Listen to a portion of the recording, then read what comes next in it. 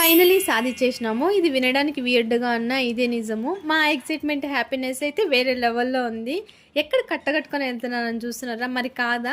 మా నాన్న మామిడి తోటేసిన 6 ఇయర్స్‌కి మేము చూడ్డానికొచ్చినాము.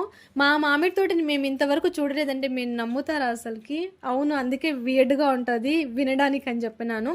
ఇన్ని ఇయర్స్‌లో ఎప్పుడన్నా నాన్న మామిడి తోట చూస్తాం గదా! చూపిచ్చు అంటే, "వద్దని నాన్న, వద్దంటే వినండి" అని చెప్పి అంటాడు. ఇంక సరే అని చెప్పి సైలెంట్ అయిపోతాము. ఎప్పుడు పర్టిక్యులర్‌గా అడిగిందే లేదు. కానీ ఈరోజు మాత్రం నాన్న ఖచ్చితంగా మామిడి తోట చూడాల్సిందే. మామిడి పళ్ళన్నా చూపిచ్చు సీజన్ అంతా అయిపోతుందంటే, సరే గదా అని చెప్పి తీసుకొచ్చినాడు నన్ను, మా చెల్లిని, మా అమ్మని. తీరా అక్కడ చూస్తే ఒక్క పండు లేదు తెలుసా! అన్నీ కోసుకెళ్ళిపోయినారంట పొద్దున్నే వచ్చేసి. ఇంకేవో 2 చెట్లు పెట్టినారంట. అవే వెతుక్కుంటున్నాము. ఈ పిల్ల మెక్కుతానే ఉంటది. ఇంట్లో మెక్కుతది, బయట మెక్కుతది. మాకైతే చాలా సంతోషమేసింది ఈ తోటను చూస్తానే. ఎందుకంటే ఇన్ని ఇయర్స్ తర్వాత మేము మామిడి తోటని చూసినాము. ఇన్ని రోజులు అడిగినాము. కానీ ఈరోజు తీసుకొచ్చాడు కాబట్టి సాధిచ్చినామన్నాను. అసలకి తీసుకుపోవడానికి రీజన్స్ కూడా ఉన్నాయి. వాటిని మేము యాక్సెప్ట్ చేసినాం కాబట్టి ఎప్పుడు పర్టిక్యులర్‌గా అడగలేదు. ఇంక కొన్ని కోసుకొచ్చేసి ఇంటికైతే వచ్చేసినాము. That's for the mini vlog. Thanks for watching. Bye.